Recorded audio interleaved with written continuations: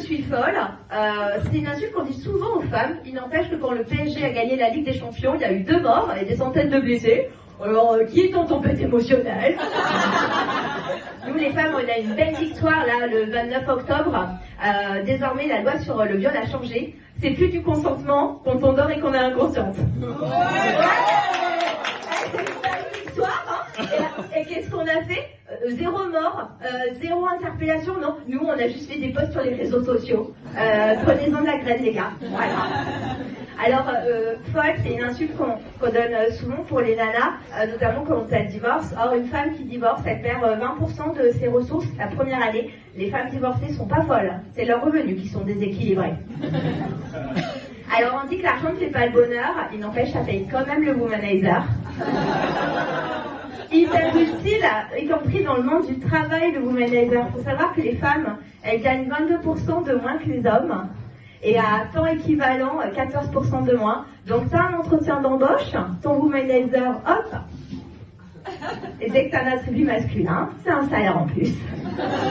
On n'a pas l'égalité, mais on a des idées. Alors, tu peux aussi l'utiliser en télétravail.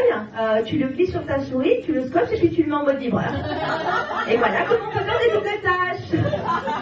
On n'a pas l'égalité, mais on a des idées. Moi, j'ai fait une thèse qui fait peur aux mecs. J'ai une copine, elle a fait une thèse sur le moustique. Alors, ça met tout le monde d'accord. Par applaudissement, qui déteste les moustiques. Voilà, ça met tout le monde d'accord. Le moustique, c'est le premier prédateur de l'homme. C'est lui qui régule la population. Est-ce que vous savez qui est le premier prédateur de la femme? Vous êtes nombreux à avoir lu ma thèse, ça fait plaisir. Et ouais, c'est l'homme. Alors, un conseil, mesdames. Moi, dans une enquête, j'ai découvert que 80% des femmes se sentent en insécurité quand elles sortent seules le soir. Alors, laissez tomber les imprimés léopards et optez pour les imprimés qui rappelleront le premier prédateur de l'homme, à savoir le moustique. On n'a pas l'égalité, mais on a des idées. Absolument. Alors, moi, justement, parlons d'idées. Maintenant, pour choisir les mecs, j'applique les mêmes critères que pour les biens immobiliers. Je regarde s'il y a de la lumière à tous les étages. Je trouve que c'est un choix éclairé. Merci.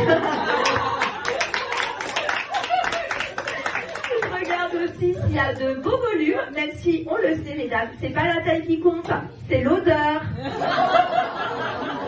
Ah bah, la dernière visite, il y avait des traces d'humidité, je me suis dit, laisse tomber, il doit y avoir des fuites. Avant 1975, n'y allez pas, trop de travaux.